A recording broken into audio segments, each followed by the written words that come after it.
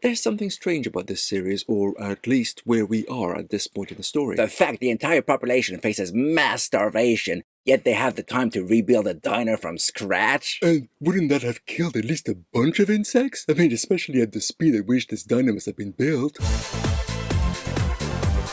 Okay, the whole series has been building up to Carol and Manusos meeting up. But that won't happen until the finale. Right now, we do get a glimpse at Manusos. So he survived this jungle ordeal. Yes, he has. And his insistence in paying for everything is starting to become nonsensical. I mean, okay, he'll pay his hospital bill, but what about that ambulance he borrowed? Very much doubt he paid for that too. Yet, he was okay to take it? Payback for him burning his own car? Hardly in the same league, Gigi. And meanwhile, Carol's getting pally again with Zorsha, feeling better being reconnected with other humans, even if they are all just part of the hive. But it all feels fake from both of them. Yeah, they rebuild a diner for her, and even get the waitress who used to serve her back to do it all over again. I mean, they talk about energy conservation, which is why they all eat the same thing and sleep in the same place. It's all more efficient that way, right? While using untold amounts of energy to move people across the planet and rebuild diners for a bit of play acting? I also notice a desperation from the hive to experience something new. Since they know everything everyone knows or is thinking, there's obviously no spark. It's that lack of spontaneous creativity I was hoping the series would tackle. But we do see a glimpse of it here when Zorsha reads Carol's first chapter of her new book. But where is it all leading to? To Carol and Manusos meeting in the finale. Yeah, okay, but I'm still not sure about the end goal. Well, for the infected, it's to spread the infection to other worlds. Come to think of it, there's no way of knowing if the signal originated from Kepler-22b. It could very well have passed down from countless other planets before then. A whole universe of shared minds.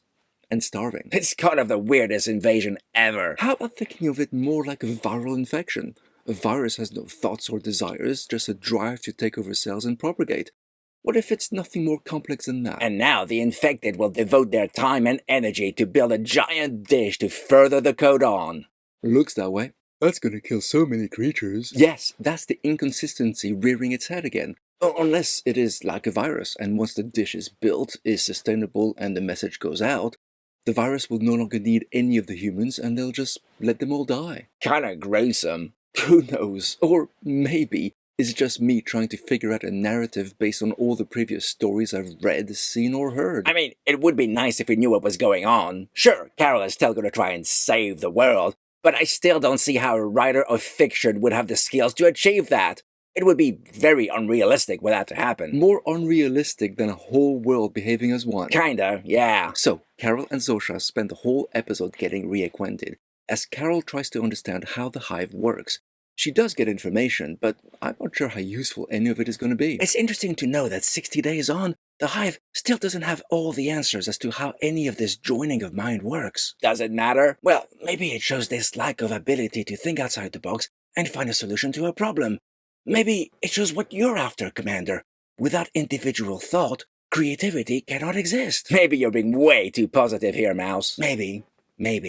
I do feel like I'm clutching at straws as we don't really have much to go on, and we've only got one episode left before the finale. What if finding a solution isn't the series' end goal? What if it's just a journey seeing how one individual copes in a world where everyone else thinks the same? And everyone else is slowly dying of starvation, while they play act to give Carol nice experiences. It feels a little schizoid, doesn't it? It's like the whole world is pretending for Carol. It's all just too weird. And as we're surrounded by this mess, I still found it interesting, and the time flew by.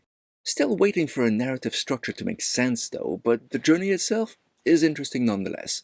A rewarding charm offensive, 3 paws. But tell me, what do you think of this episode? Do share your thoughts in the comments, and if you like what we do, and how we do it, and you feel you'd like to help us out, please consider joining our Patreon. We'll leave a link to it down in the description. Thanks for watching. See you all next time, and until then, live long. And I'm something of a scientist myself.